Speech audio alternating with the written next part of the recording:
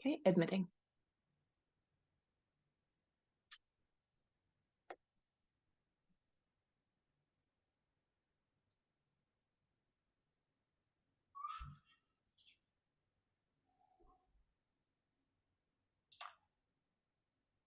All right, I'm just waiting for everyone's audio to flip on so we can be sure folks can hear.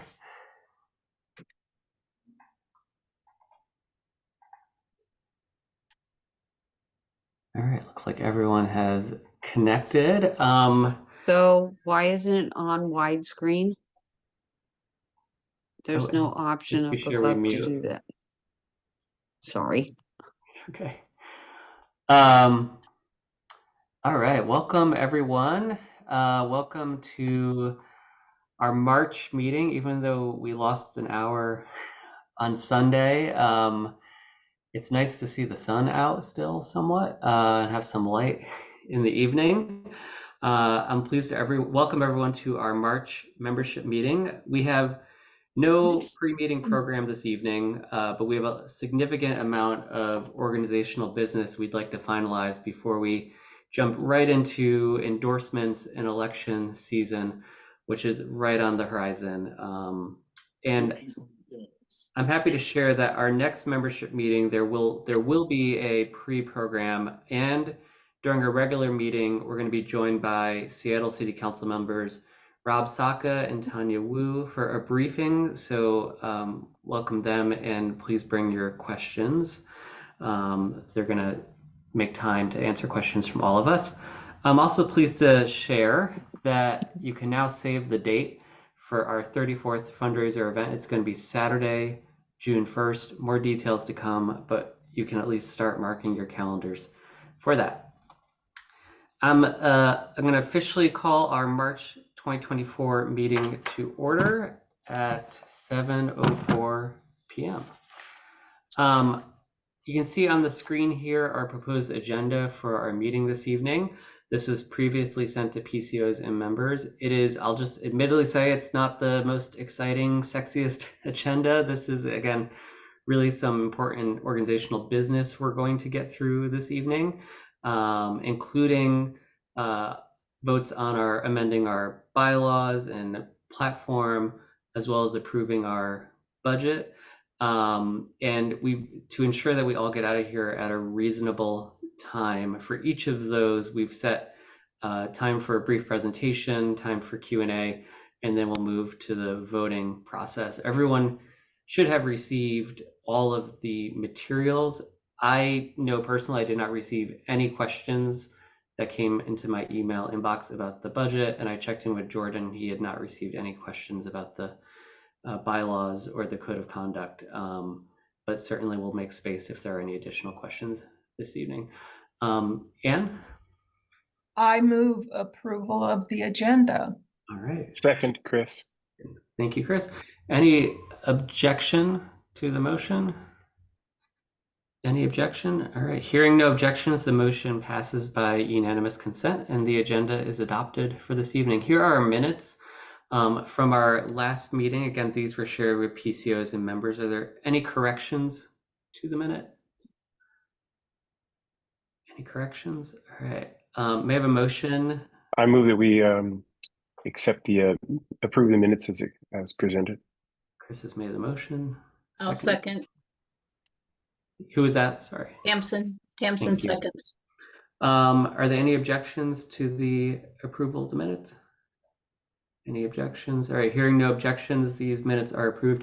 We also have a second set of special minutes in this meeting. So on March 2nd, our PCOs met for an in-person meeting. There was some business there. We were able to appoint 5 new PCOs. And on the screen here, you see the minutes from that meeting. Is there a PCO that could make a motion for these minutes? Anne Martin? I would move approval of the minutes. It was a great meeting. Thank you. I will second. Rachel, second the great meeting too. Awesome. Are there any objections to approving these minutes? Any objections to the motion? All right, this motion passes by unanimous consent as well, and these minutes are adopted. I'm now going to turn things over to our treasurer, Julie Whitaker, to walk us through our February financial report. Hi, everyone. Our February financial report. Our beginning balance was $14,273.84. Our income was $2,113.90. $1,590 of that was bank fees paid. If more members paid the bank fees, that would go up. Our expenses were $1,098.72. Our basic expenses. Our ending balance was $15,289.02. And it shows our current membership at 131, including PCOs as of 2/20/24. Yes. Does anyone have any questions? All right, I'll just note that that membership number is only as of 2/20. Unfortunately, our membership chair is recovering from surgery, so is unable to join this evening, was unable to update this report, but we'll have an update in April of where we're at with our current membership. That's a bit more up to date. Yeah, that's why I mentioned it. It was 2/20. Yeah. As of that date. Yes. Chris? Yes, thank you. Julie, just a quick question. What specifically was the expense for that was $1,098.72? Okay, so there was a member meetings facility rental, which was the PCO kickoff at the Fauntleroy Church. That was $278.78. There was a reimbursement payment to Rachel Glass for the holiday service project for expenses she paid, plus half of the remaining revenue from the holiday service project went to Stephanie's Lifeline. There is still another half of the remaining to go to the other one, and there were issues with the check came back because the address didn't work, but I put in the address she gave me, and then we redid the address, but at the last time I checked, it still hadn't cleared the bank, and that'll be 160 and something odd cents. So that came to 216.74 cents. The bank fees were 164.77. The deputy treasurer, Andy Lowe, was 130.99. That included the yearly tax filing fee, which added to his normal, it was 120 or 125. Zoom came in, which is 242.44, and we had our storage room at 65. So that total was 1,098.72. Thank you. You're welcome. Rachel? Yeah, Julie, I just wanted to piggyback off of the comment about the service project. I did send an email, Julie, so check your inbox for that. I spoke to the Child Haven today. The financial person is on vacation, so they were thinking that may be why they haven't processed the check yet, but they're gonna get back to me and I will let you know, Julie, as soon as that check is deposited and clears on our end. So she's on vacation, so the check's sitting there? Yes. Yes. Okay. Sorry to tell you that, but Yeah. we know Well, where it is and it hasn't gotten sent back. So Yeah, I just want to clear up previous business, not carrying it into 2 months later is my concern. totally. I think Carla, you have your hand up. Yes, I just want to make a note here that our financial report is emailed out every Sunday prior to the meeting, and you can see every single detail that Julie painstakingly just shared with you on that report. If you ever have questions about that, it is sent out It was sent out this past Sunday. It's a good reminder. Thank you, Julie. Appreciate it. I'm going to turn You're things over welcome. You're to welcome. Rachel to share our land acknowledgement. Thank you, Graham. On behalf of the 34th LD Democrats, I acknowledge the land on which we stand today as the traditional home of the Coast Salish and Duwamish people, the traditional home of all tribes and bands within the Suquamish, Tulalip, Snoqualmie, Puyallup, and Muckleshoot nations. Without them, we would not have access to this gathering or to this dialogue. I ask that we take this opportunity to thank the original caretakers of this land on which we live and work, who are still here. As part of the 34th Dems commitment to walking the walk, of taking action that goes beyond simply a verbal land acknowledgement, we are offering ways that you can take action with us by donating to organizations that benefit Indigenous communities in our district and also across our country. The organization that I am highlighting tonight is the National Urban Indian Family Coalition. I will, or We lost your sound, Rachel. it's in the chat. Okay, we can hear you now. Okay. We lost your sound for a minute. Oh, sorry. I just want to know that either I can't post right now because I'm not a co-host, but Graham or Carla, if you can post it in the chat. It's in the chat. Great, thank you. So please consider your one-time or monthly donation to this Indigenous-led organization as a way to solidify your commitment to the advocacy of our Indigenous neighbors and to deepen the significance of our land acknowledgement. And National Urban Indian Family Coalition is a national organization. They do have a Seattle chapter, so I did want to connect that to our local city. So thank you. Thank you, Rachel. All right, we're going to move on to our candidate spotlights. We have 5 candidates. I'm sorry, can't count. 3 candidates here this evening. And this is our opportunity to offer each of them 5 minutes to share about their candidacy with 34th members prior to our consideration of endorsements. And our first candidate is Senator Manka Dhingra for Attorney General. Good evening, everyone. Thank you so very much for giving me this opportunity to be here and to speak with all of you. I am Manka Dhingra. I'm the Deputy Majority Leader of the Washington State Senate. I've been a Senior Deputy Prosecuting Attorney with King County for over 20 years, and I am running to be the next Attorney General. I do want to take a minute and thank so many of you in this room who worked so hard on my 2017 campaign to flip the state Senate, turn Washington blue. And with literally help from people all across this state, we took back the majority in Washington. And I'll just say I'm so proud of the work that we have done as Democrats leading the country on issues that matter to so many of us. I have spent my career fighting for the people of Washington in the courtroom, in the state Senate, fighting up for survivors of violence, immigrants, women, LGBTQI individuals. As a King County prosecutor, I actually worked to protect victims of domestic violence, sexual assault, and trafficking.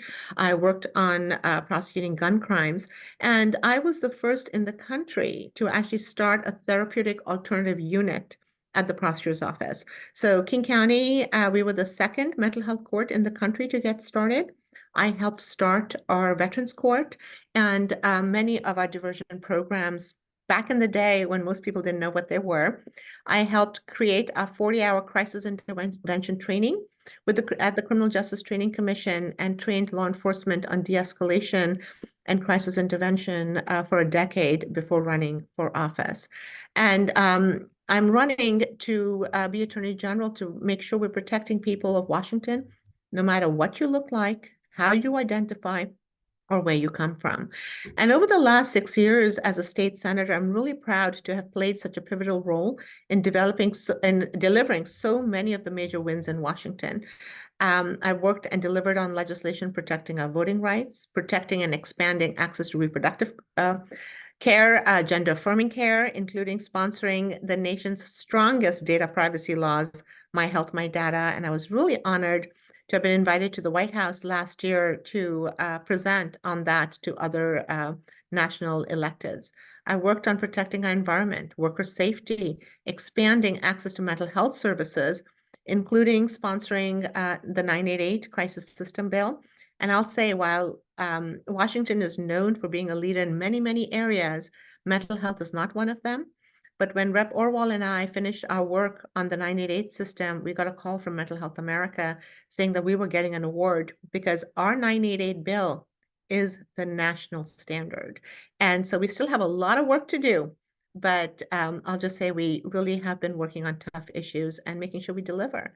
And it is this fight for justice, for standing up for people, for delivering real change to improve people's lives. This is what motivates me to be our next Attorney General. We know that our next AG has to be a good litigator and a proven fighter. I am ready, prepared, and able to follow in his footsteps and make sure that we're protecting Washingtonians from everything that might be coming at us in November. We have to protect the rights of immigrants and refugees. We have to protect the rights of women, LGBTQI individuals, protect the rights of workers. We have to fight for a safe and livable community and a safe and livable planet. And as your next AG, I will continue to hold corporations accountable, defend workers from unsafe conditions, protect our fundamental right to vote, and no one will fight harder for our reproductive freedoms and LGBTQI rights than I. It's this commitment to justice, proven leadership, and a history of delivering on the toughest issues is what I bring to this job. And I would be honored to have your support. And I am happy to answer any questions. But if I have a few minutes left, I would also love to talk about 3 of my top priorities as AG. 1 minute, perfect. So I'll just say it has to be about making sure we're protecting Washingtonians from, hopefully not Trump, but policies from the Supreme Court and other states. That has to be number 1. The other issue for me is consumer protection. We have to make sure that our laws are keeping up with technology and the sophisticated manner in which all of us, especially our elderly, are targeted. And we have to do education and outreach into the community so they know what their rights are and the role the AG's office can play in protecting them. Environmental protection is very personal to me. I was actually born in Bhopal, and my father worked at Union Carbide. I used to complain constantly about the safety violations at that company, and they didn't do anything. He ended up resigning. He also ended up passing away with cancer at the age of 40, when no one in his family had a history of cancer. And as you know, the Union Carbide gas leak was one of the most deadliest one in recent history. And so making sure that we are keeping our water, our air clean is extremely important. We have to make sure that the most marginalized communities don't pay for what's happening with pollution in our country. So I have a lot of other priorities, but those are the 3 that I will list. And thank you again once more for giving me this opportunity. And I'll just say I have over 150 endorsements from individuals and organizations from all across the state. So thank you very much, and I'm happy to answer any questions. We don't take Q&A in this portion, but Oh, thank you. okay. Perfect, thank you. We'll take you off the hot seat. Great. Our next candidate in the spotlight is Supreme Court Justice Cheryl Gordon McLeod. Great, thank you. How's my sound? Okay, great. Thank you. Thank you for the time. Thank you for taking judicial endorsements so seriously. There's not as many organizations and certainly not as many newspapers across the state that are spending the time that they need to on this down the ballot race. And thank you, of course, for your endorsements of me in the past when I ran in 2012 and in 2018. And as an aside, it's great to be able to campaign via Zoom because I'm not driving around in the dark and the rain all over the place. But I used to love coming out there. It was such a pleasure to hang out there. And even the tone of your motions and your seconds, you're so upbeat over there. But thank you for your endorsements in the past. I hope I haven't gotten that much worse. So let me tell you a little bit about my track record and the track record of my court since you trusted me last time.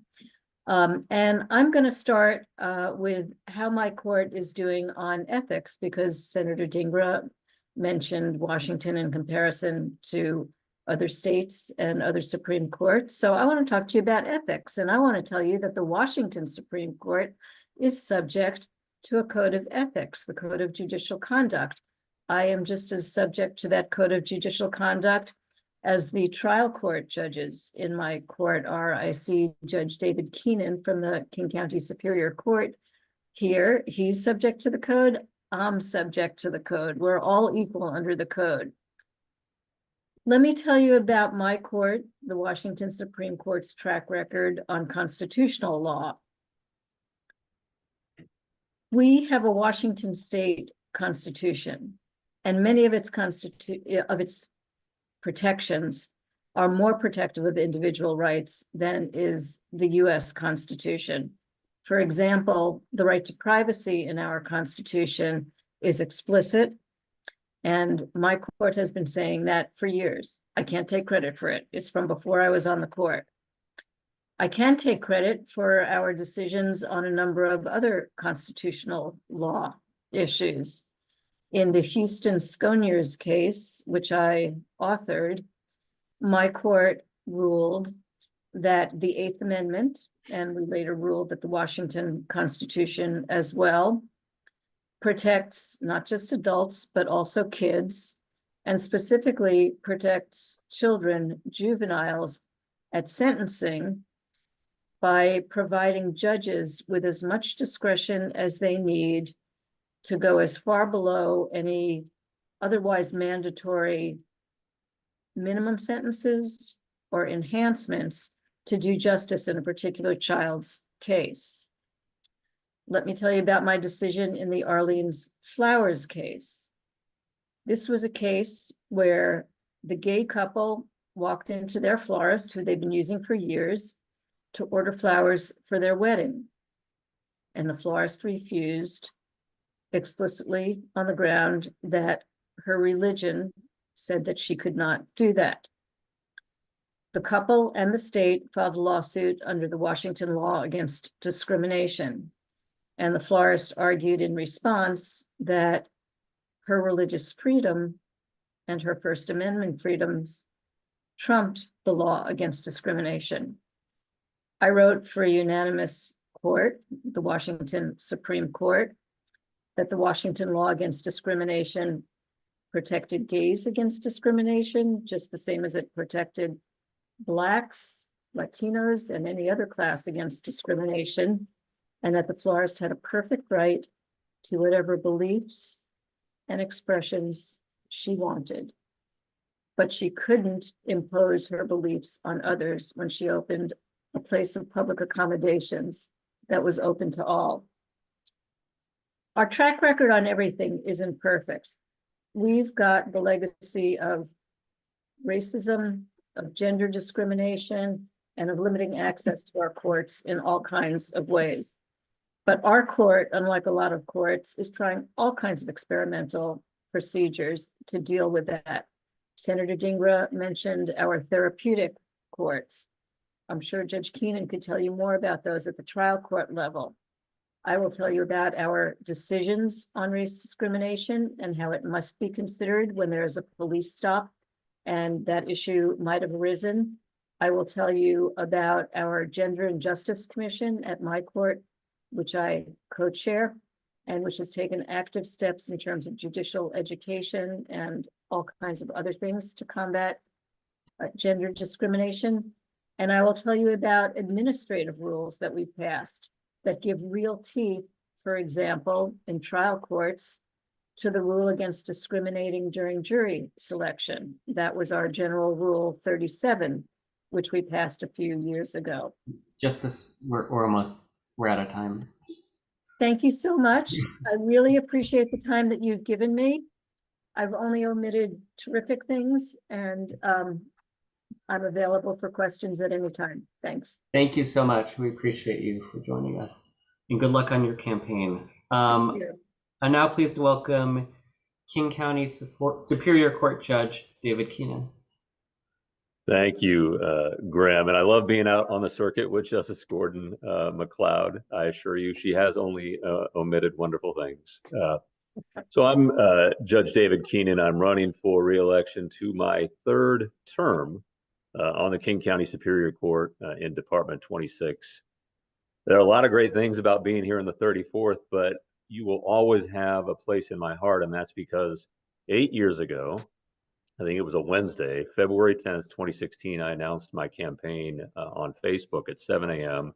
And at 7 p.m., I was over in Fauntleroy speaking to the 34th. It was my first political speech of any kind. It was my first LD. It was the first of over 100 speeches I would give in that campaign.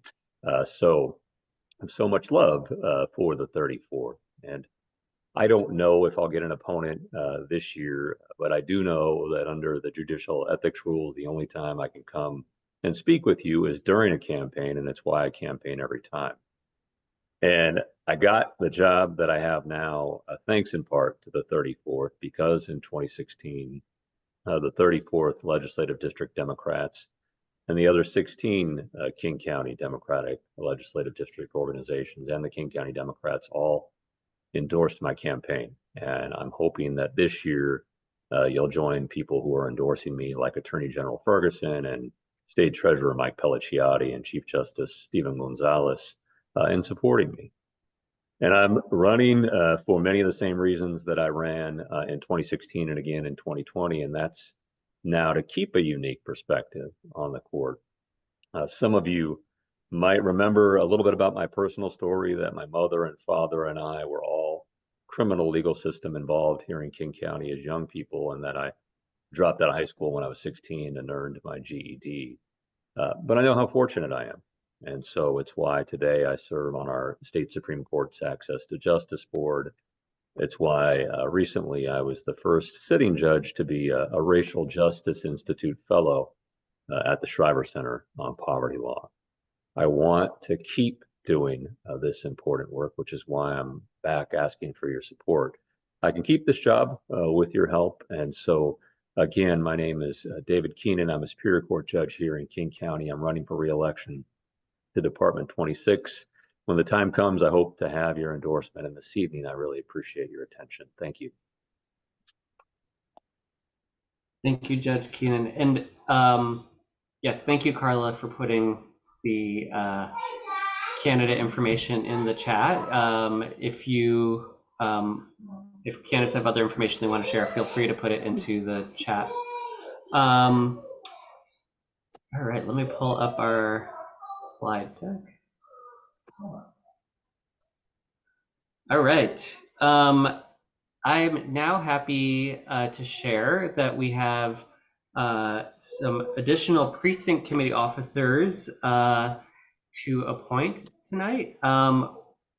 Thanks to our awesome PCO committee being led by Nick, we have recruited, I believe, 10 PCOs in the last few weeks. So that's awesome.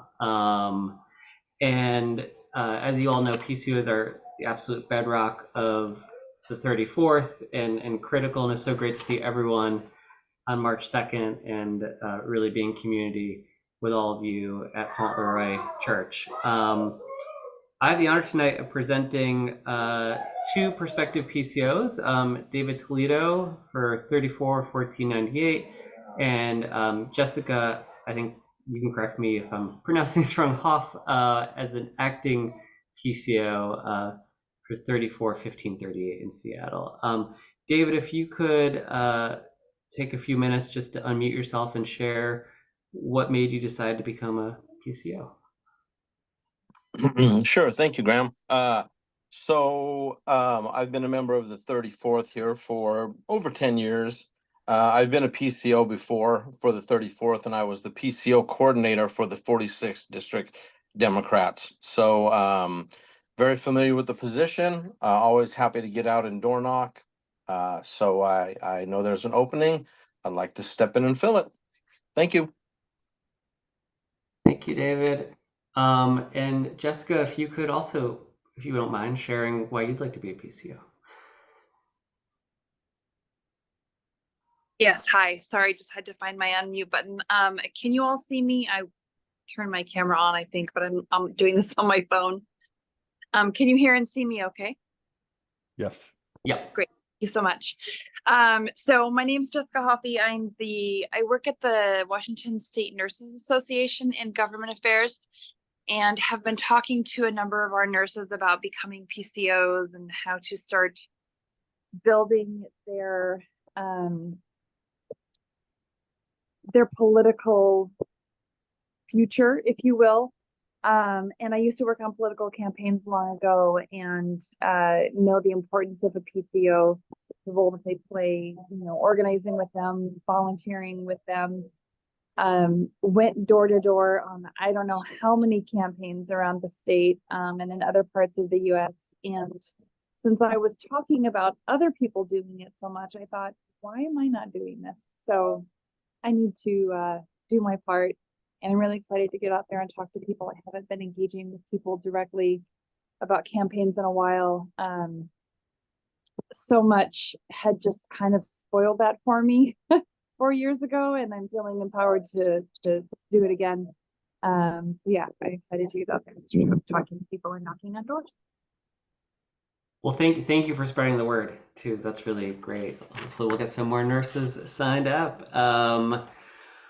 All right, so if you both are ready, you don't have to repeat after me, but I'm going to share the PCO oath. You just have to agree to abide by it, and then we have a question, then we'll go to a vote. So the oath is, I am willing to serve as an appointed Democratic Precinct Committee officer until December 1st, 2024. I recognize that it is my responsibility to know the boundaries of my precinct and be familiar with its residents and registered voters. I understand that my duties also include providing voters with campaign material for endorsed candidates prior to each primary and general election, get out the vote activities, and new voter registration. Do you both agree to that oath? Yes, I do. I do. Great. All right, and before the motion to appoint, are you both a Democrat? You just have to answer yes to that question. Absolutely. Yes. Okay, great. All right, may I have a motion to appoint David and Jessica? So moved. I second. Right. And this is a PCO only vote. All those in favor, if you could unmute if you're a PCO and say aye. Aye. Aye. Aye. Aye. All those Aye. opposed say no. Are so excited that you are. All right. Thank you all. Thank you both, Jessica and David. Thank you for being PCOs and look forward to seeing you out there on the street knocking on doors. All right, I'm going to turn things over to Rachel Glass to share about a reminder about being a delegate.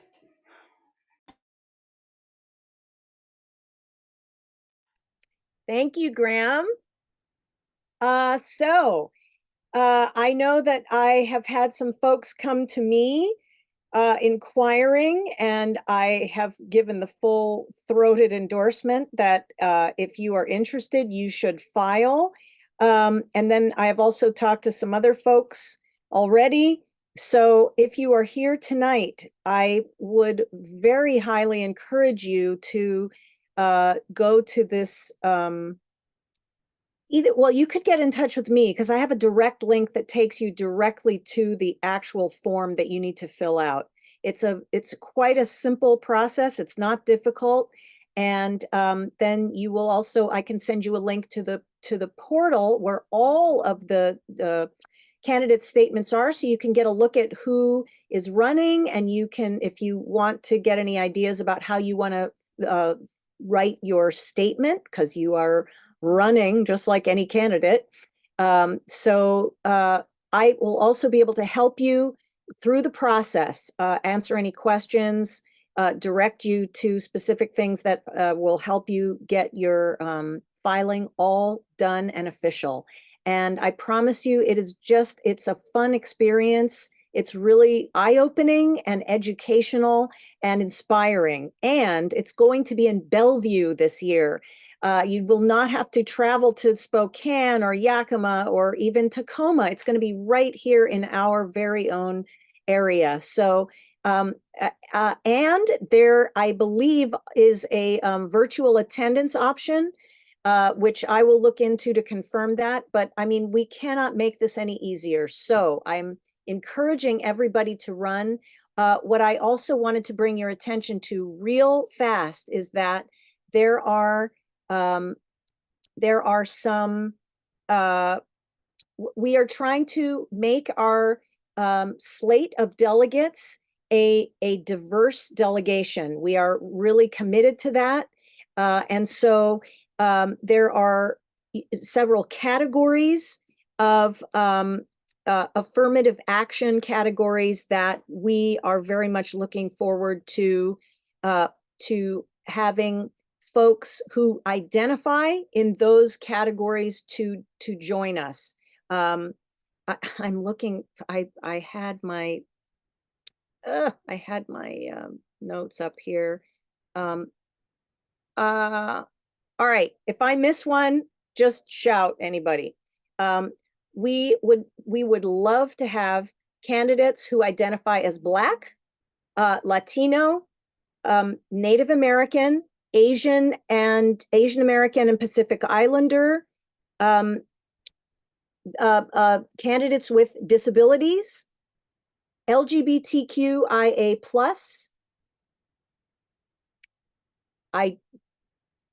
that's our, and youth 18 to 35. Those are the categories. If you identify with any of those categories, please get in touch with me. And Carla, if you would be willing to put my vice chair email into the chat, anybody who would like to ask questions or get involved, please get in touch with me and I will get you all set up for all that you need to do. We've already got some folks who have put their names and their statements and their photos up already, so you can go check that out. And I'm also in touch with folks that have said yes. They have not filled out their form yet, but they have said yes. So we're doing very well. I'm very excited, and I'm looking forward to a really dynamite delegation who will represent the 34th LD in Bellevue this summer for our convention. Thank you. Thank you, Rachel. Julie and then Carla have their hands up. Oh, okay. I just wanted to ask Rachel if she would also help with national delegates. Running for national delegates. I can get information to you. Absolutely, Julie. Okay, thank you. You're welcome. Carla? Yeah, I just had a question. Has it been confirmed the number of delegates we have this year? I think my understanding is that we have almost half of what we have had in the past, so it will be much more of a competition to become a delegate. Is that correct?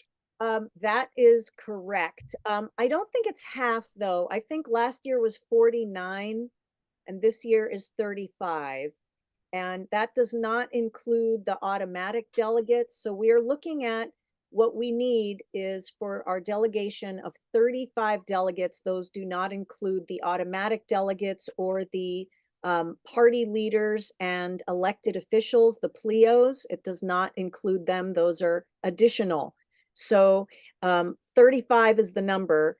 But keep in mind that we're also looking for the affirmative action categories. We really do want to. Last year we had a shout out from the state party because we at the 34th had one of the most diverse delegations in the whole state, and we filled all of the affirmative action categories. So we got 10 extra delegates. This is another thing. If we can fill all of these affirmative action categories that I mentioned to you, we will get extra delegates. And I believe it looks to me like it's up to 15. So we really have an opportunity to make our voices heard and our district be a significant and substantial representative at the convention. So there's a lot at play as to, why this is really important. And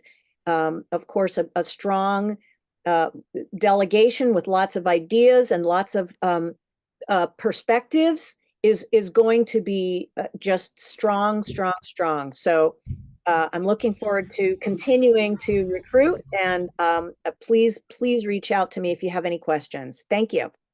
Okay, and then Chris, you have your hand up just quickly. Excuse me, thank you very quick. I just want to remind people that the numbers that you see in the delegate selection around the diversity numbers, those numbers are the floor, not the ceiling. It's really our job to see how high we can raise the ceiling in what we're doing in terms of that diversity and delegation. So just as a reminder of that from someone who has worked on this plan for over 14 years. Thank you. Thank you. All right, we're gonna now move forward with another important business item, which is filling our open King County Democrats alternate position. Jules Williams is the only candidate who shared their intention to fill this position. So I'm gonna now proceed with the nomination and election for this position, and the chair recognizes Carla Rogers. Yes, I move that we elect Jules Williams as our King County Democrats Central Committee alternate. Second, Jill, second. Okay, there's a second. All right. Are there any other nominations for King County Democrat Central Committee alternate? Any other nominations? All right. We're going to now close nominations. And Jules, you have 2 minutes to speak to your nomination. Thank you. Can everyone hear me okay? Yep. Wonderful. I'd like to start by thanking Leah for bringing my attention to the position of King County Democrat Central Committee alternate.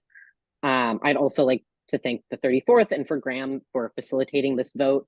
King County and democracy are both really important to me, having grown up in King County and having only ever voted in this county.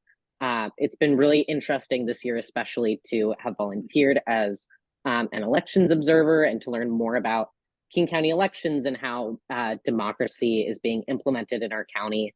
And I've just spent the last few years working on campaigns and with different student protests and that sort of thing. And I'd like to continue to focus more of my volunteer efforts on things like the King County Democrats Central Committee alternate. Thank you, Jules. Carla, would you like to speak to your nomination? Sure. Just real quick, I think Jules said it very well. I was able to work with and continue to work with Jules in a variety of Burien initiatives. Worked on a campaign with him, and it is always for me super exciting to have anyone young want to get involved with the organization. And I think that Jules would be an excellent representative of our LD on the King County Democrats Committee, and just happy to have him with us. Thank you, Carla. Are there any speeches against this nomination? Any speeches against? All right, so the speeches are now closed. We're going to move to a PCO.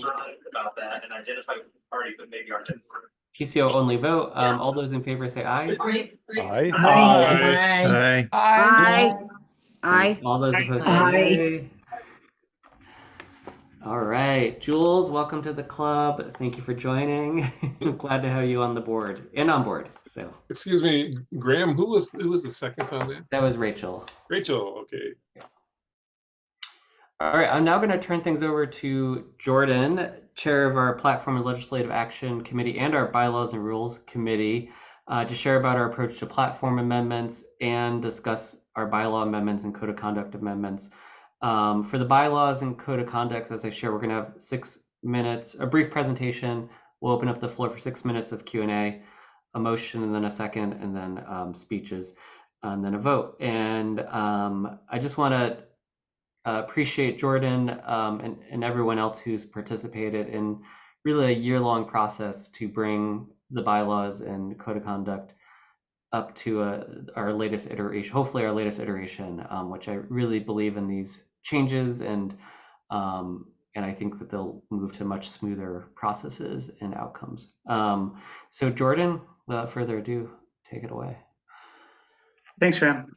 So now that we're into the swing of things for this year, the Platform and Legislative Action Committee is asking that members help us update the organization's platform. In 2021, we worked together to develop our organization's first ever unique platform.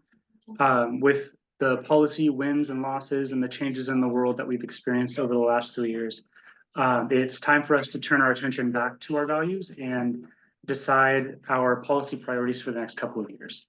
So, so far we've worked with the membership policy caucuses to draft some initial recommendations for amendments, but we need all of you as our membership to provide input.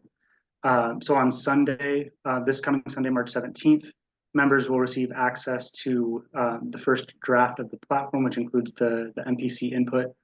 And then for a little over 3 weeks, the committee will be collecting those member comments and working them into the draft. Following that, the board will get a shot at offering further amendments based on what we hear from members. And then with board approval, the revised draft will get sent out to all of you on April 28th with the rest of our meeting information for the May meeting. And then at the meeting scheduled for May 8th, I'll be presenting the draft platform to the membership, and we will have the opportunity to vote and hopefully adopt it ahead of peak election season. So if you'd like to provide some input, you can either wait until I send out the new draft of the platform on Sunday, or go ahead and look at the version that's available on our website right now and start sending your comments to lac@34dems.org. And I thank you all ahead of time for participating in the process. For bylaws amendments, on Thursday, February 29th, I think I sent out a notice to PCOs about our 2024 bylaws and code of conduct updates. That included a link to the revised bylaws and the code of conduct, as well as amendment summaries for each document. A reminder with all of the relevant links was also included in our monthly newsletter and in Graham's messages to the membership on Monday, March 4th, and then again on Sunday, March 10th. Reviewing and amending these documents has taken longer than anticipated, but I'm very proud, as Graham said, of the products that we've produced, and I'm excited to finally bring them up for adoption. This round of review and amendment began about 14 months ago, but following some lengthy discussion, consideration of those amendments that were originally proposed ended up being tabled while we were gathering more input from members. And then at the end of 2023, we closed the comment period, and in January, brought the bylaws back to the board for consideration. There were still a couple of concerns that held up the board's decision, but after a special meeting of the Bylaws and Rules Committee and then a reconvening of the board finally agreed to move the amended bylaws to our PCOs for consideration. So here we are in March 2024. Next slide, please. Rather than run through the full set of amendments, I think there was over 30 of them. I'll focus in on the 3 that proved to be the subject of quite a bit of discussion at both the committee and the board levels. The first being to what is now Article 3, Section 8. The amendment to that section aims to protect personally identifiable information of members. That's things like names, contact information, addresses, those types of things, by establishing the unauthorized access to or improper use of member PII as a violation of the code of conduct. And by doing that, we allow the board to take enforcement actions against those who are found guilty by the board of violations. And as we'll see when we get to the code of conduct revisions, also give the board the ability to restrict a violator's future access to member data. The second one is to what is now Article 9, Section 4. The amendment to this section would disallow new members from making motions to endorse, seconding motions to endorse, speaking for or against an endorsement, or voting in endorsements for the first 60 days of their membership. Currently, they have to wait 30 days, but that requirement, like I said, would only apply to new members. So it would not apply to PCOs or returning members. And by doing this, our expectation is that we'll be limiting the number of people joining the organization specifically to vote in, to endorse a candidate and decrease the attendance rate of those who would do so. The effect of that, we believe, will be to strengthen the voices of those who are truly committed to the organization, not just a particular candidate when it comes to deciding our endorsements. And then the final one, still in Article 9, but Section 10, specifies the conditions under which a previously considered endorsement may be brought back before the body for consideration. It includes a 3-week wait period, which currently does not exist, and it clarifies when such an action would be allowed. By doing that, we'll make it very clear when and why we will actually take an endorsement back up for consideration.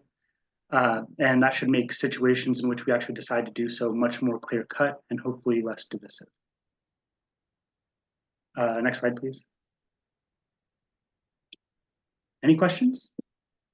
Yeah, so we'll open up to questions for Jordan. Questions, not statements. Any questions? Yes, Chris? Oh, I'm sorry. This is not where you're receiving motions. This is just questions, right? Yes. And do you have a question? I actually had a question that unfortunately I was writing down the dates for the platform. And so I want to just ask a quick question. How is this going to relate to our input or to the delegates' input to the state platform?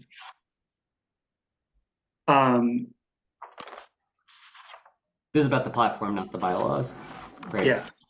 So the yes.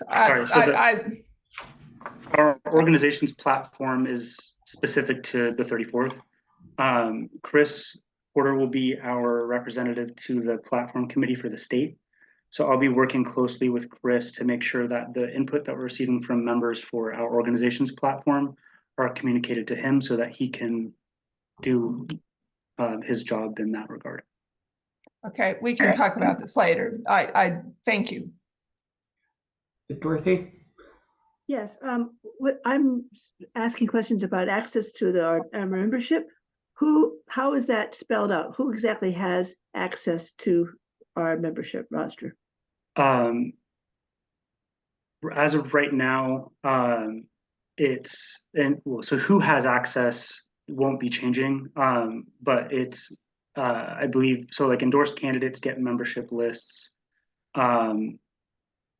People who are like running the administrative side of the organization, so like Graham, Rachel, myself, Carla. And think of a comprehensive people list. running for 34th positions also get access. Yeah, so but I basically also have access. Basically so current under the current bylaws, if someone were to get, so like if someone who has authorized access to the list were to share it with someone who doesn't have the authorization to access that list, there's no way for the organization to directly address that circumstance and then prevent that person from accessing data in the future. Similarly, if we were to endorse a candidate and they were to use that list for commercial purposes not related to their campaign, that would be an unauthorized, or that would be improper use of the membership list, even though it was authorized access. So in those circumstances, we would then be able to hold that candidate accountable for their improper use of the list. So that's what the amendment would do, is give us a course of action in the event that it was accessed by someone who was not authorized or someone who was authorized but used it improperly. Any other questions? All right. Okay, then I move that we adopt the bylaws. All right, Chair recognizes And Carla Rogers. I will second that we adopt the bylaws as submitted by the bylaws committee and the executive committee. All right. Executive board, excuse me. Jordan, would you like to speak for 2 minutes in favor of your motion? I won't take the full 2 minutes. This has been a long time coming. I'm really excited about the amendments that we're making. I think that we've made a lot of progress with what we've brought to the table, and thank you to everyone who helped. Thank you. Chris, are you Yes. rising to speak against the motion? Actually, I guess I'm still confused about if you want to amend something that you see in the bylaw. When is it now, or the only time to speak against it is right now? Yeah, so the motion's on the table. So I wanted to add a motion to that, is what I Okay. wanted to do. Okay, an amendment to the motion? Amendment to the motion, yes, thank you. There's been a motion to adopt. Yeah, we have to do the motion first. Oh, There can be an amendment to the motion. Yes. Yes. We're nesting motions now. So, Yes. Chris, Thank you. I move that we strike the 60-day membership waiting period and restore it to 30 days. okay. I will second that, Anne. Okay, so now we're considering the amendment. Chris, would you like to speak in favor of your Graham? motion? Yeah. Before you let that go, I'm assuming that I'm going to need to do a ballot for this Oh, nested No. motion, correct? yeah. Okay. And sorry. And Jordan, while we're doing the ballot, does this amendment require 2/3? Because passing the bylaws requires 2/3.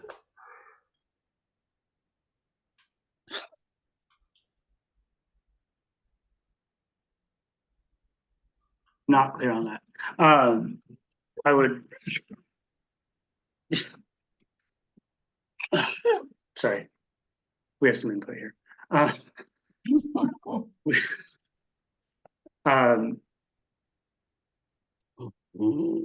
guess it wouldn't because we're not changing. This is a Yeah, this would be an amendment to the bylaws that we would eventually adopt. So I think this would just require a majority, but then the actual adoption of the bylaws would be okay. 2/3. Fair enough.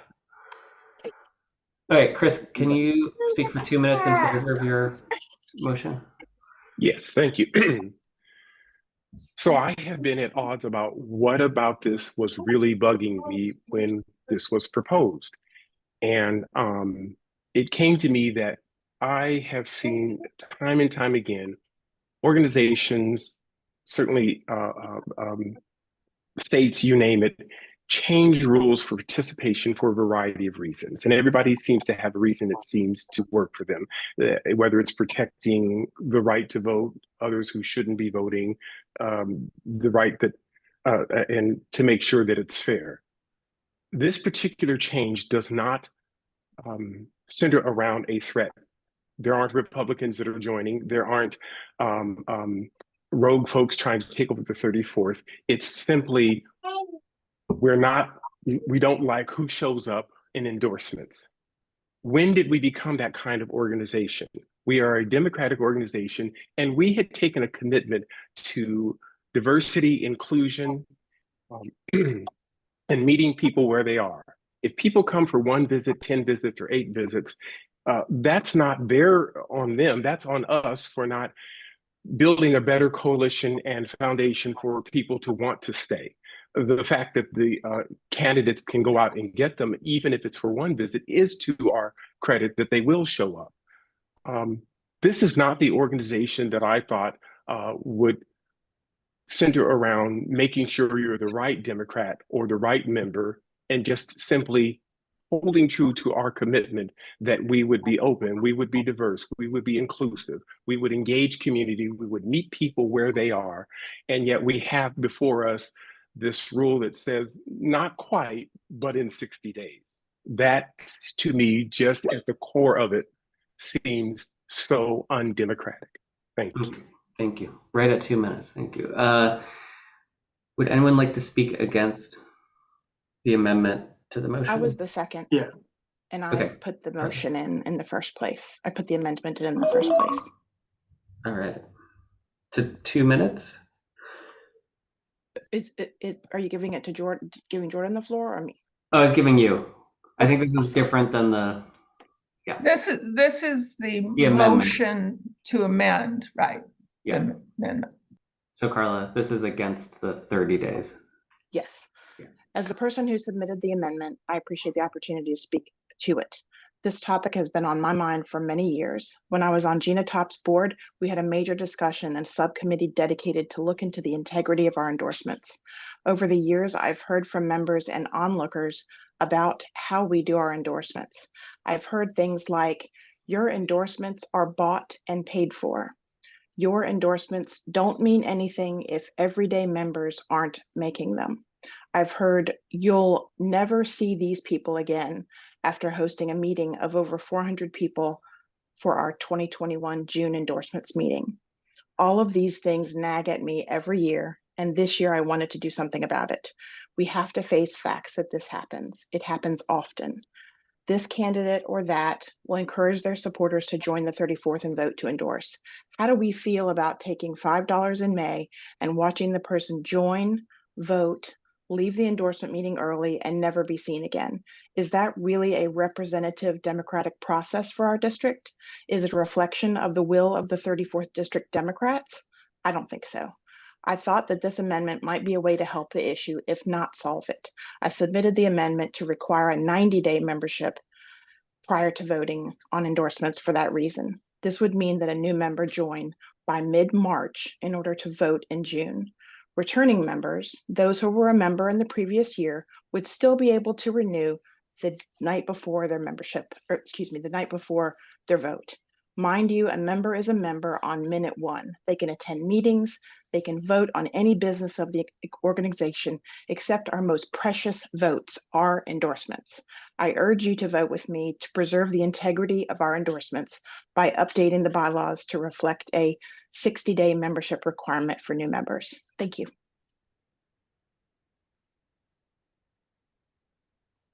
Would anyone like to speak in favor of the amendment? One more speech in favor.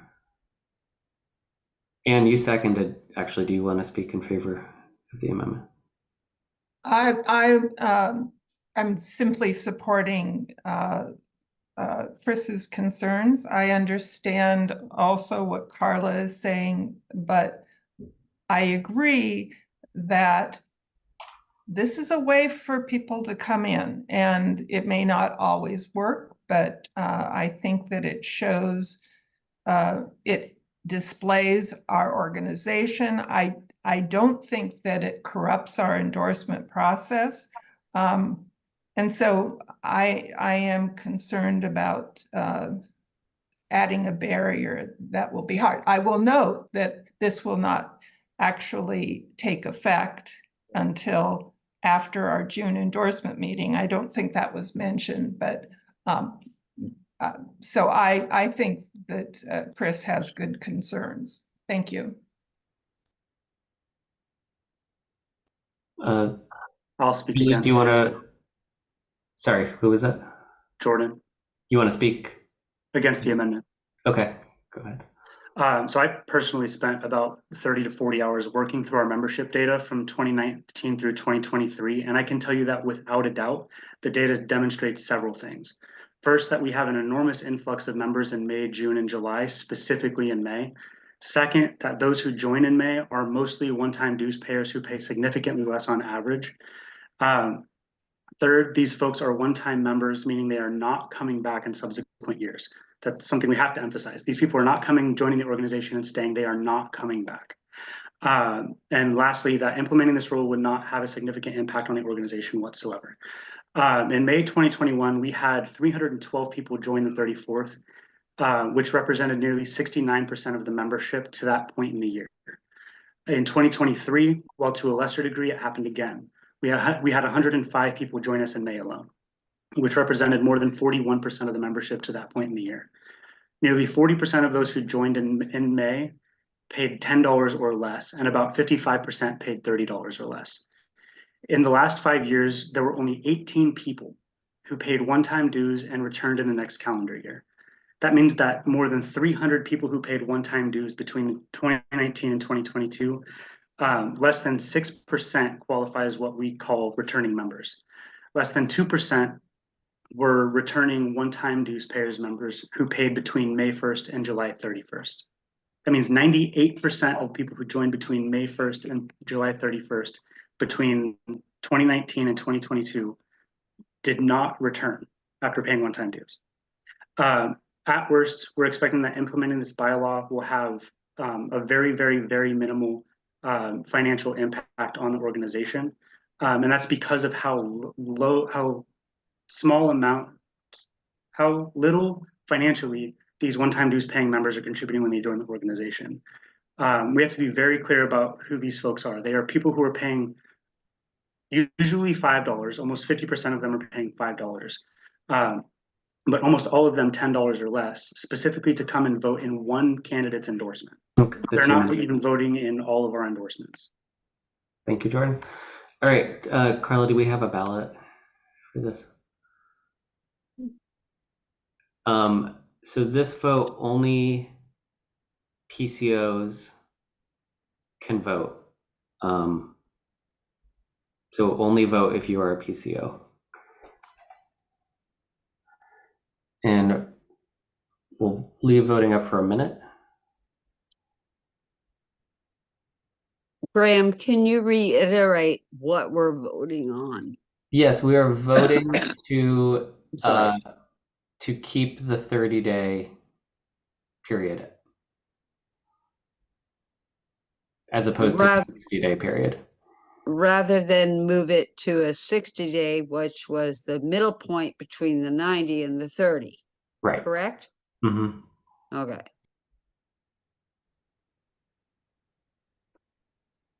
So Graham,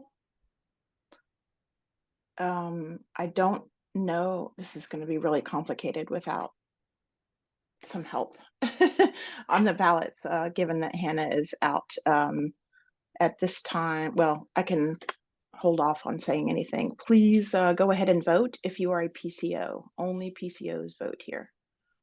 I think, Graham, I can pull the report and look at the list and eyeball it for PCOs. I think I can figure out PCOs, but it's going to take a bit of time.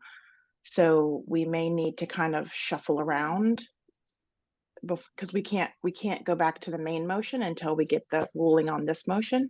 You know what I mean? Yeah. So it might be a little tricky. Okay, well, let's end the poll. So the ballot right now, uncertified, it's 78% no to the amendment, 22% yes.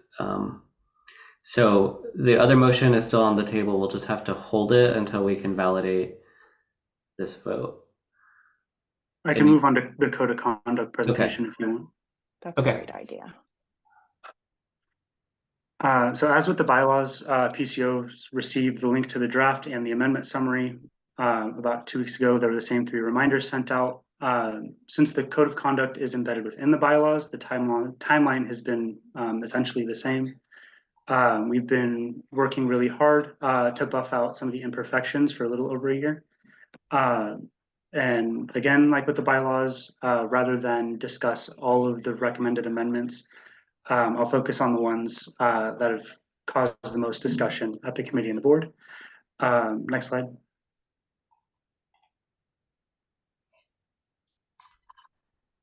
So the first one within the code of conduct is what is now Article 9, Section 1. Actually, all of them are within that same section. But the first one is about mediating conflict within the organization. So this amendment would make mediation our preferred means of conflict resolution without requiring it to resolve interpersonal conflicts. It would also put into place a process for beginning and completing mediation, including a definite timeline. By doing this, our expectation is that will greatly improve the effectiveness and the efficiency of resolving conflict within the organization without impeding our ability to fully investigate and act on those conflicts, which cannot be successfully mediated. The second one is some adjustment to the process for board actions. this amendment would increase the threshold for approving a board action in response to a code of conduct violation to a 2/3 majority. It would also allow the board to directly take no action by way of a vote, rather than just as a consequence of failing to adopt other enforcement actions. By doing this, the aim is to ensure that taking action against members of the organization or officials is preferred by more than just a simple majority of the board. We also would give the board a clear way out of taking enforcement actions when at least 2/3 of the board believes that taking no action would be the correct path forward. The last one is about restricting data access, which I mentioned before. The amendment would allow the board to restrict someone's access to member data when that person has been found by the board to have accessed member data without proper authorization or to have improperly used member data. And by doing this, we hope to deter incidents where member data is accessed by an unauthorized individual or is used improperly, as well as respond appropriately if an incident should occur. We believe that part of responding appropriately is preventing repeated violations to the extent possible, and doing this would be in service of that goal. So the next slide is just questions. So if there's any questions, I'll try to answer them now.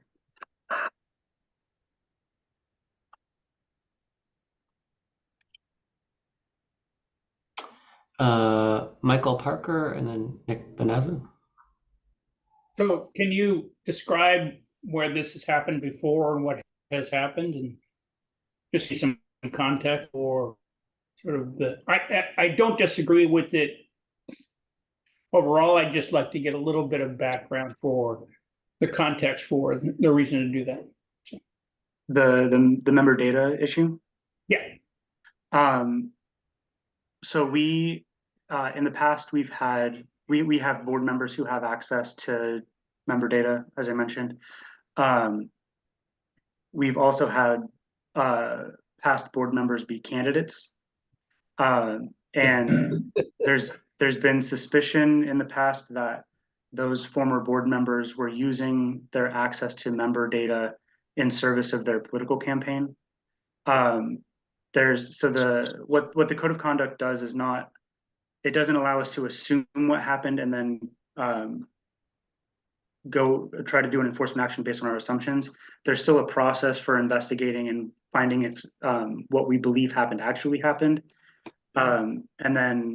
And this is part of also the reason for raising the threshold to a 2/3 majority of the board, because 2/3 of the board would have to be convinced that something like that happened in order to take an enforcement action.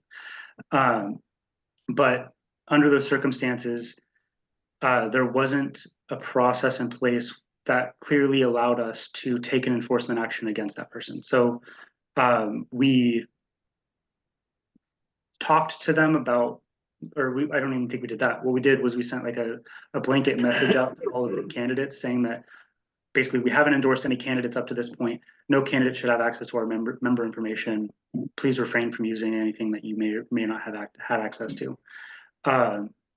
And we came back to the drawing board and tried to figure out how we could work it into the bylaws and the code of conduct to make it so that addressing any issues like that came up in the future was a little more clear cut. Thank you for the context. It's important. Thank you.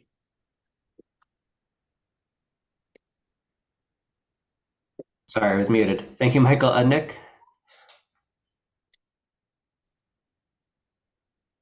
And you're muted if you are speaking.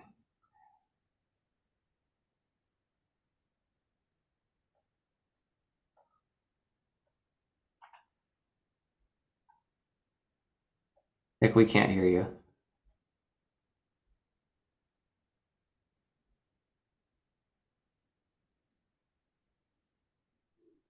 Okay. Well, if we can get back to Nick, we'll try doing that. Any other questions? No. Excuse me. Yeah, Steve. Just for clarification, what does the nomenclature P11 stand for? PII? Personally identifiable information. So it's the things that the types of member data that could be used to identify an individual. So name, contact information, address, stuff like that. Gotcha. All right, we're gonna hop back. So we validated that PCOs, thank you for being the ones that voted on our last vote. So we validated that the PCOs voted, so the amendment did not pass. So now we'll go back to the original motion, and I think we're back to speeches against. Chris? Oh, speech against, two things. One, what was the number of PCOs who took the vote on this, on that motion? Do we know? I believe it was 18. 18, okay. Am I correct, Carla? I'm sorry, which vote? The amendment vote. For Yes, what? it was 18 votes with 4 votes to yes, and the rest no. Was this about the amendment? For the time to be a member? Yes. Well, I tried to vote, and when I did, it said it was closed. Yes, we had it open for a minute. 2 minutes. 2 minutes. All right, speech against the motion. Any speeches against? All right, seeing no speeches against, we'll now vote on the amendments themselves for the bylaws. Excuse me. Oh, so you're ready for the ballot? Yeah. Okay.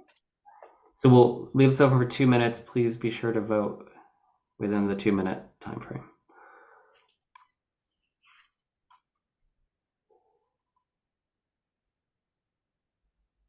And is this PCOs again? Sorry, PCOs only. All these votes, PCOs. Until we get to the, for code of conduct and bylaws, it can only be PCOs. If you can't vote, it's a good reason to become a PCO. All right, so far we have 17 votes, 18 votes. And Julie, are you able to vote? Do you see the ballot? Yes, I did, and I did as presented, given that was the 60-day, Okay. correct? Yes. Yes, okay, good. Yes, thank you. Good.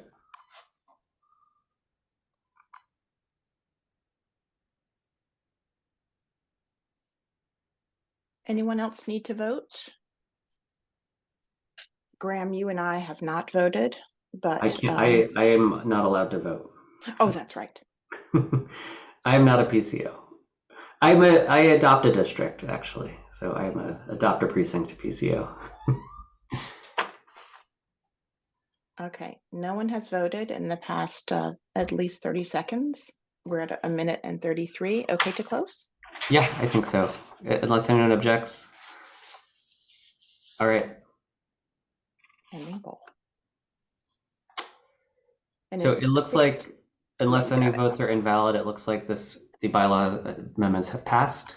89% to 11%, so that's more than 2/3 required. All right, we'll now move forward. Jordan, do you want to make a motion for the code of conduct amendment? Yes, I move that we adopt the code of conduct.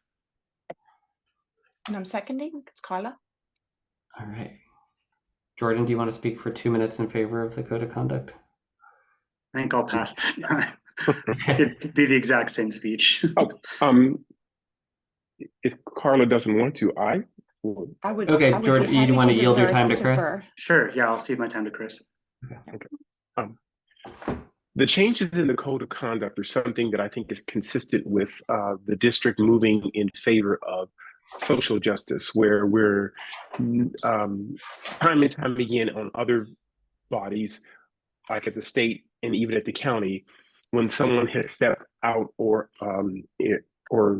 done something against the code of conduct, it's been a very punitive thing, but that doesn't really change, nor does that speak well to the values of things like we want social justice in our platform, but we don't actually practice it through our code of conduct.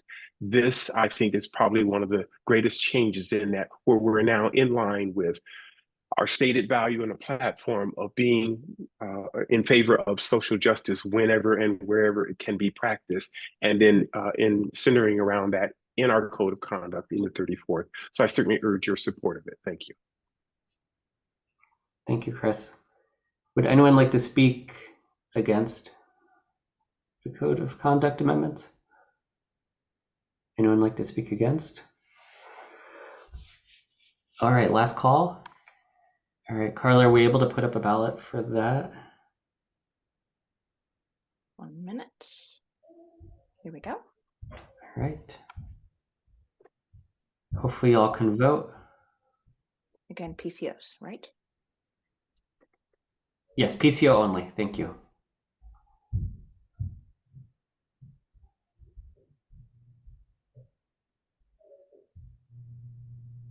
We have 17 votes. It's unanimous. Roxanne had to step away, so that's probably the 18th vote.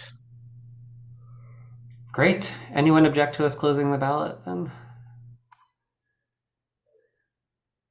All right. Jordan, congratulations. Nice job, Jordan. 14 months of effort. Thank you. Awesome. Good work.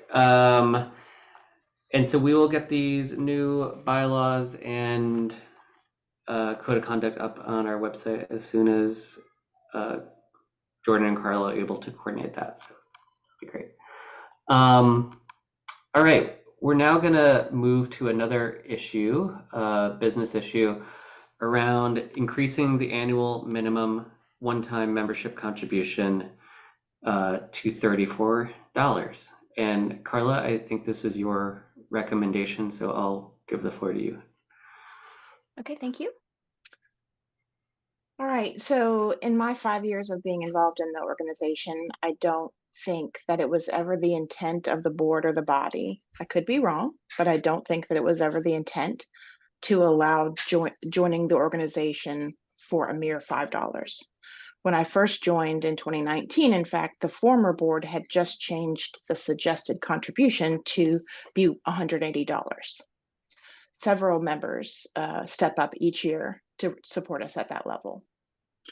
I believe that the technical minimum donation setting in our membership form was inadvertently left in place as new forms were prepared for subsequent years, and that this setting, the $5 minimum, was exploited going forward. During both the 2021 and the 2023 local election years, we saw the $5 level of membership dues leveraged heavily by those members seeking to join and vote on endorsements. In 2023, nearly half of all who joined for the endorsement season paid just $5. Imagine the difference in income for our organization if we had received $34 instead of $5. These members often join only for the purpose of voting on endorsements and never to return. In my opinion, we have to ask ourselves, isn't it worth more to join the 34th Dems?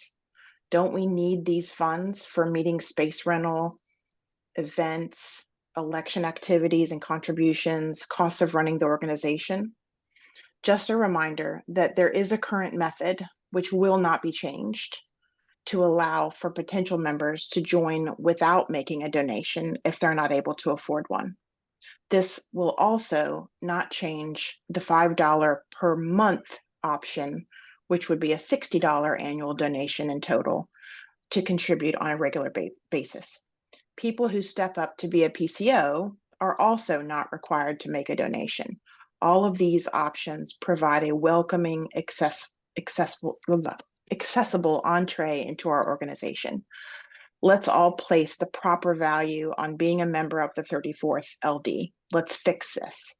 Thank you for consideration, and I urge a yes vote on this ballot. Back to you, Graham. Thank you. Any questions for Carla? Any questions? All right. Carla, would you like to make a motion? Yes, it's on the screen. I motion to increase the minimum annual one-time membership contribution to $34. I And second I'll it. s-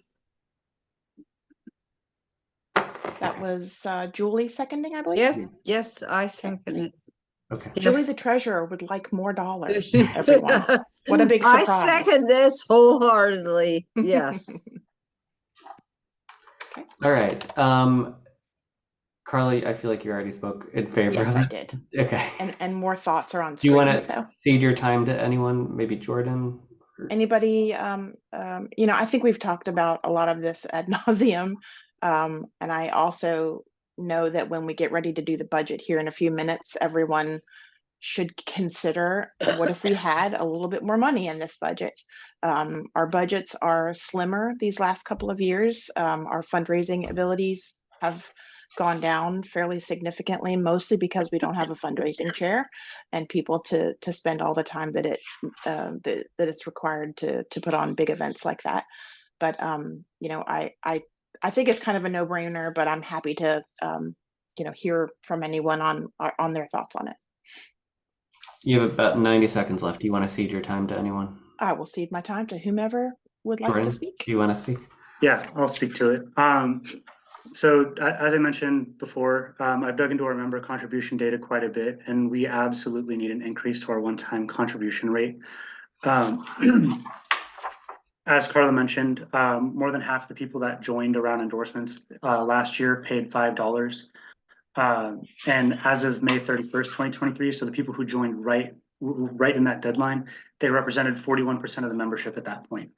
At that level, it's extremely easy for those last minute low dues paying one-time payers to attend at levels that make them a majority of the members present in an endorsement meeting. Combined with the new 60-day wait period, we need a new minimum one-time contribution rate to guarantee, like Carla said, a higher revenue for the organization, but also to deter some of those who would otherwise join specifically to influence the outcome of our endorsements. In June of last year, we failed to endorse in Burien City Council Position 4 and King County Council District 8. For Burien, the vote was split in Kevin Schilling's favor, and we failed to dual endorse.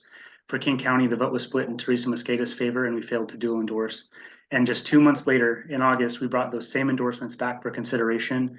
Schilling wasn't even nominated, and Patricia Hudson won with 89% of the vote. Mosqueda, when she was brought back up for reconsideration for endorsement, she won with 85% of the vote. These 30 to 40 point swings are evidence of the problem that we're trying to solve, and we can't keep doing this if we want our endorsements to mean something. Okay, thank you, Jordan. Any speeches against? Speeches against? All right, well, we will move to a vote then. This is a all member vote. So if you're a member and a PCO, you can vote on this one, members and PCOs. And we'll keep this open for at most 2 minutes, unless the votes stop, and then we'll. Now it's here.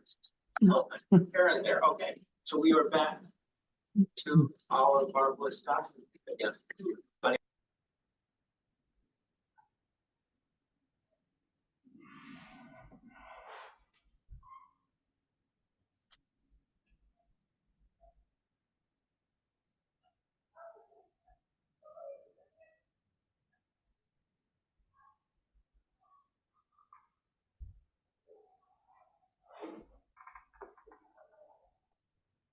All right, it looks like the votes have stopped coming in. Anyone Graham, I was object just to going to congratulate you for keeping us on task here. It's only 8:30 and we're like rolling. Don't jinx it. I'm knocking on wood. All right, yeah, we've got 19 votes positive to approve the $34 minimum and 2 votes in the negative. So that's 90% to 10%. So this passes. All right, the motion passes. We're going to move forward to the budget. And I promise you, this is the last business item we have to deal with, hopefully for most of this year. We're getting it all out of the way in this meeting, so we can focus on the fun stuff. All right, so I just want to, as I shared in our recent newsletter, our budget that we're presenting tonight, which was voted by the board to move forward, really reflects our core mission to elect Democrats and prioritizes getting funds directly to candidates and ballot initiatives. We're up against fierce competition this year. While we have not endorsed candidates for statewide office yet, we know who we're going to be up against regardless in Republican candidate who I think has a fairly good shot at winning this election if we don't fight back. And then a billionaire, as you all know, who is funding right-wing ballot initiatives. So in thinking about this budget and where to spend our resources, I wanted to be sure that we prioritized fighting against those initiatives and making sure we get our endorsed Democratic candidates elected, which is the responsibility of our organization. I'm going to start first with the necessary parts of our organizational budget, which I really consider the fixed costs. So these are things like, as Julie was mentioning earlier, whenever we process membership contributions or donations, we pay credit card fees, except for those of you that are really generous and help cover those for us. And thank you for doing that. We also have accounting compliance responsibilities, software that we have to pay for to manage our accounts, et cetera. So these are things that we really can't exist without in this day and age, including our website and the beautiful graphics that help captivate people and read our emails.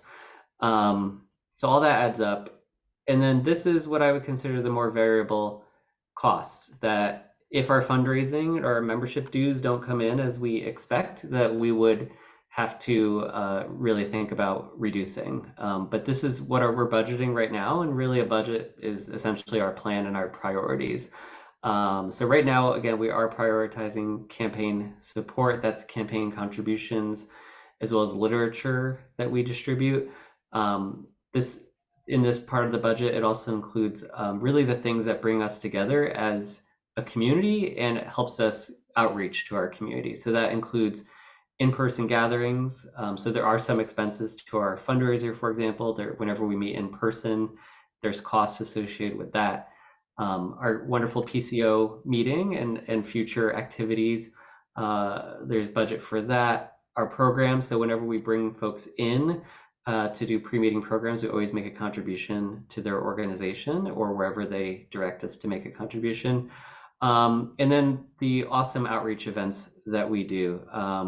So community events, we make nonprofit contributions every year. Steve runs our outreach committee and is really ensuring that we're at every single possible community event that occurs in 34th on the islands and on the peninsula and in our downtown industrial areas as well. So, so really important work, but again, we're going to be mindful too of if we don't meet our fundraising targets and goals, and I want to exceed these. These are, I would say, conservative estimates. They're based on what we earned in this current fiscal year. This new fiscal year starts on May 1st. So if we don't achieve these goals, we're going to have a hard talk about what do we need to cut. If we do exceed these goals, then I don't expect to increase the expenses, but it'll increase our ability to have some additional carryover into the next fiscal year after the one coming up. So this is where we're at. I'm happy to take questions. Those are all marked revenue? Yes. The credit card fee, that's this contributions people make to cover the cost of the credit card expenses. And the holiday service are really contributions that come in and go right out the door to the, we really net zero that out. They go right out to the door to the organizations that we're supporting in each year. Dorothy?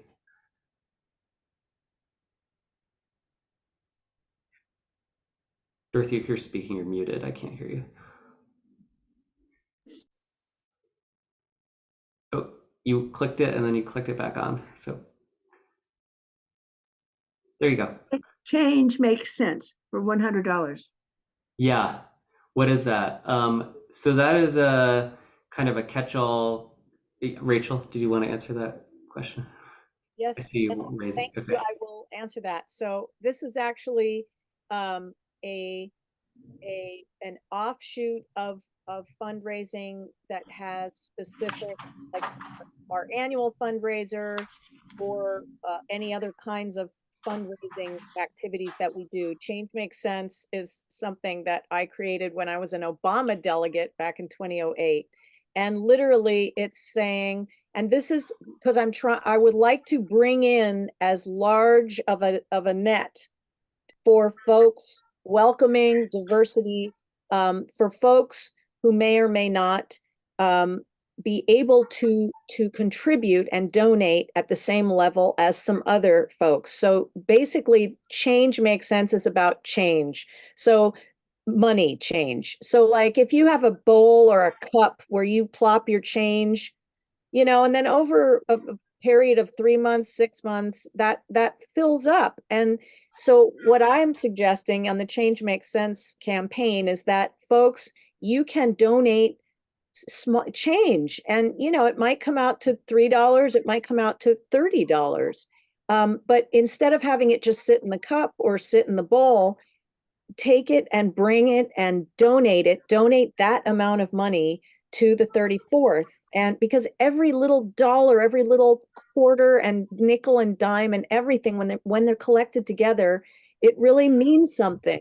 And so that what I need to do, and I just need to make a note to myself, I need to promote this more, because I believe that the reason we're at that number is because I have not done a purposeful highlighting of it for a while. And I would like to do that more often, because I think the more people are reminded about it, I think we can get that number higher than where it is right now.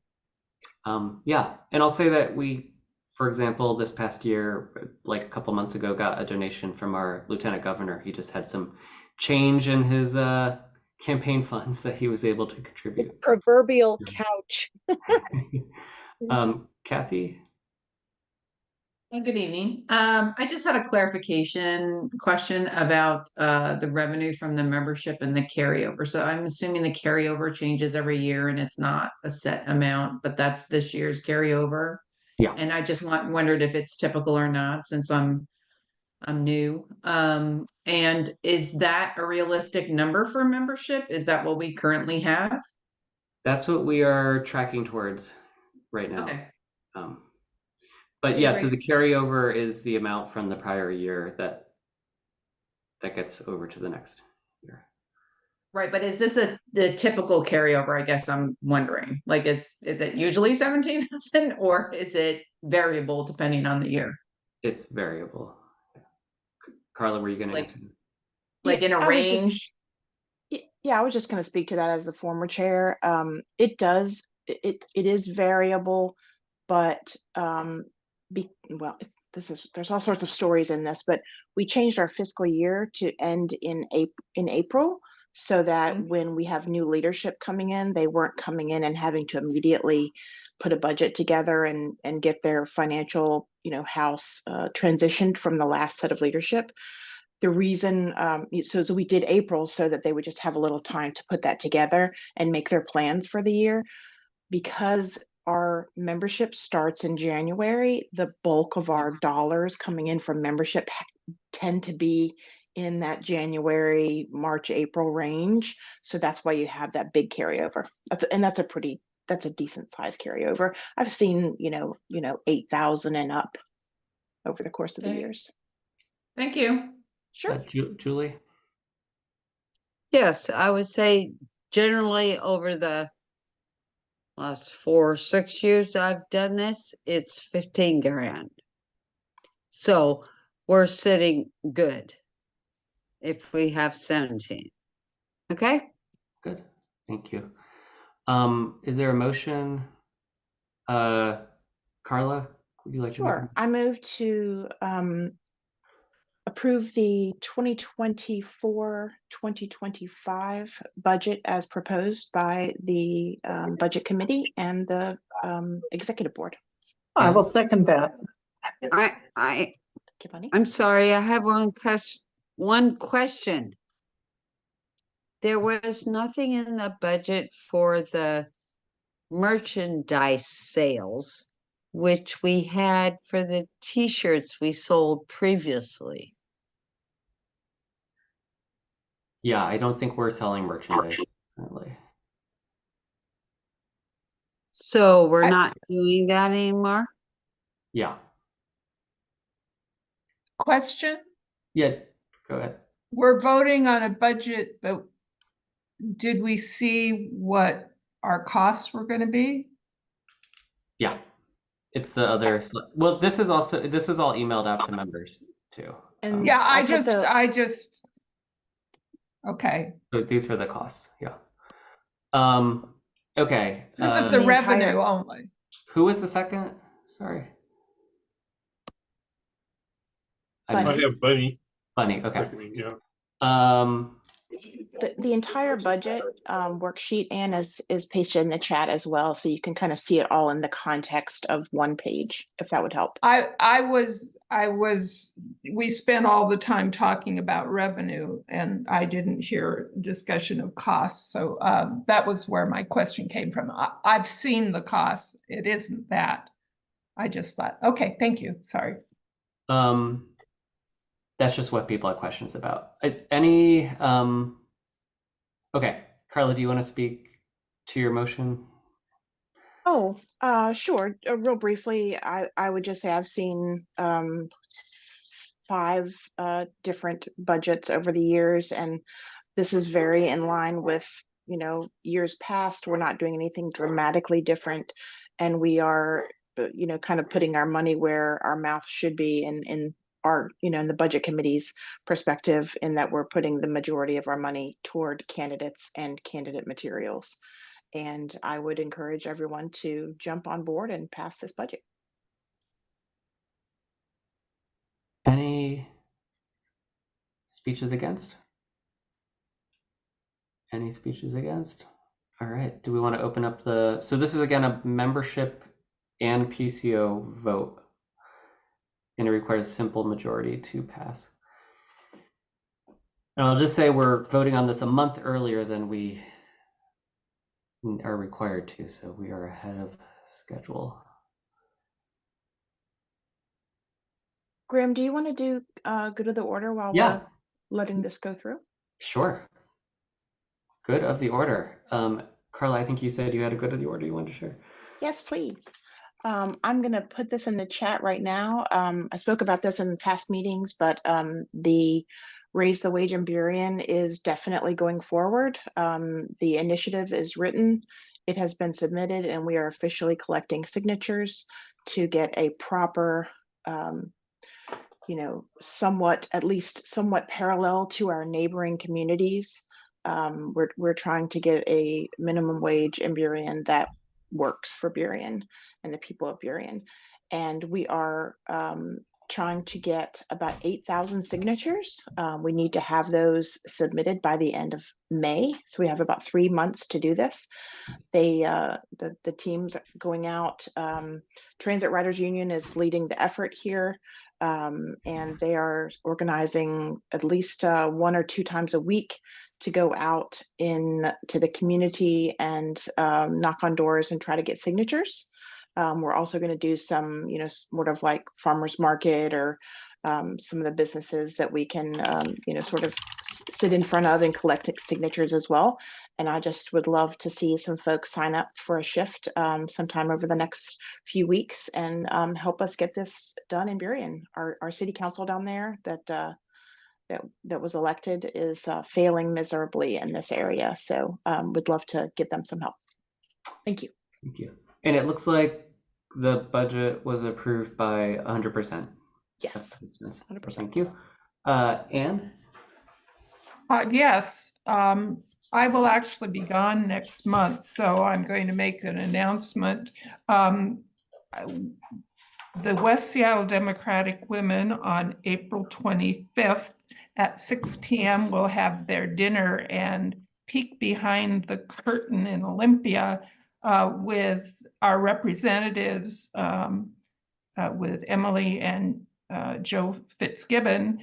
And we'd love to have people join us. It's $20 for the dinner, which is an excellent dinner for the price. And if you are interested in coming, please email me. And Carla can put my email address in the chat if you need to contact me. But I think it'll be it's always a fun session because it's very casual and you get a lot of interesting stories from representatives. I don't know if Senator Joe Wynn will join us. I have not heard from him. So thank you. Thank you. Chris? Yes, thank you. I still remain very angered and frustrated about this bylaw change, and I know it's in place, but I heard people talk in support of it, saying they didn't want this large group of people coming in and deciding on the endorsement, and yet the slimmest number of PCOs have now weighed in on this sweeping change in the bylaws, 18. That just blows me away. Probably the most disturbing thing is, again, in what should be an inclusive, engaging environment, I heard people talk about othering them. We didn't want those people coming in because they don't return. The 34th draws its weight from community members that decide to come in, whether it is for one meeting, 10 meetings, or in my case, 18 years worth of meetings. When did we reach a point where we started othering the very base of the folks that we need to rely on? We now face a ballot coming up that has some of the ugliest initiatives ever.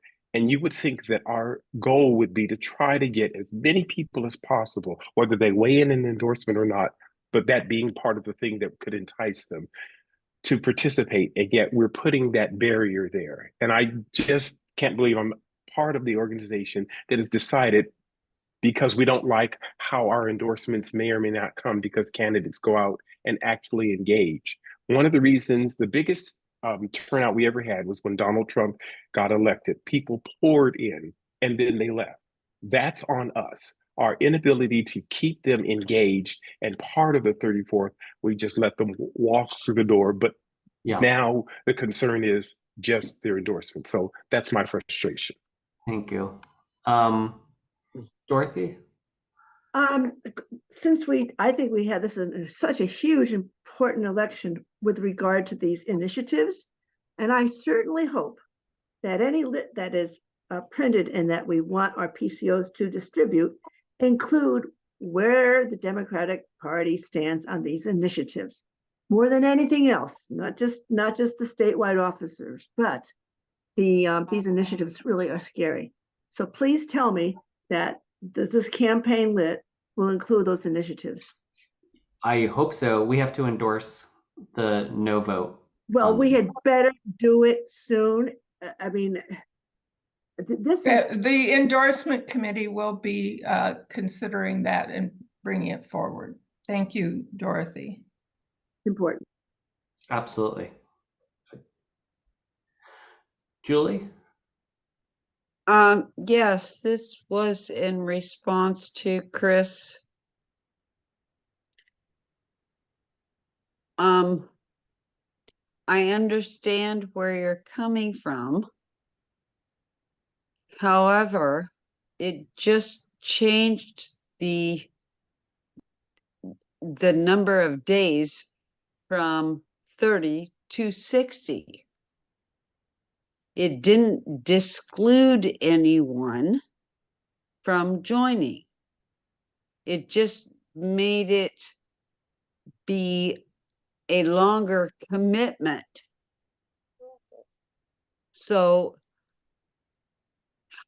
I understand what you're saying, but I think in the time frame, if they're committed, they'll do it 60 days before rather than 30 because they're committed. And we'll still have all that diversity and everything you're wanting. Thank you, Julie. Did that make sense? Yes, it did. All right, I just want to let's close the debate on that matter. Any other, but I appreciate the perspectives you both shared. Any other good of the orders before we close out? Actual good of the orders? Yes, Rachel. I know that I just kind of talked a little bit about change makes sense, but here we are at the good of the order. So go ahead and check your couches, check your cup holders in your cars, your bowls by your phone, your cups, mugs that have pens in it and maybe some change, and pull all that change together and donate it to the 34th so that we can keep doing the great work that we're doing. When's the next opportunity to do that? I mean, where do we donate to the 34th? Like in coin? Well, I mean, what you can do is you can collect your coins until you get enough money to, and then you would just donate how you normally do. If you want to physically bring coins. Well, that's Yeah. what I'm saying. It's like if we have coins, is that the point to bring your coins? I mean, and No, you do it on the website. Right, you would donate the way with a credit card or whatever, but those okay. coins that you collected that you put into your bank I mean, account. I'm happy to take a coin jar to the supermarket and Right. Great. Okay. Yeah. Okay. So our next it's our not next- literally change. It could be, but it can also be symbolic. Yeah. Our next in-person meeting, if you want to bring change, is going to be in May. I will apologize. We originally intended the April one to be, but due to unexpected trip I need to make, I will be leading the call from Europe. So hopefully I'll be conscious at 3:30 local time there, a.m. But our next April meeting is on April 10th, and we will have a pre-meeting program starting at 6:30. And as I shared earlier, we're going to have 2 Seattle City Council members there, so feel free to bring your questions. And then in our May meeting, our 34th delegation will be there. We'll have Senator Wynn and Representatives Alvarado and Fitzgibbon to answer questions at our May meeting. And as Anne indicated, we are really entering into endorsement season. It's very likely that we will be having endorsements at our April, May, and June meetings. So if you'd like to participate, we'll be doing that. And then our next board meeting is on March 20th at 7 p.m. If there's no other, before I forget, our March social is on March 29th at Future Primitive Brewing in White Center. If there's no further business and no objection, all right, this meeting is adjourned. They're at 8:54 p.m. Thank you all. Thanks for working through this kind of organizational, business heavy meeting, and now back to the fun stuff in April. Thanks, everyone.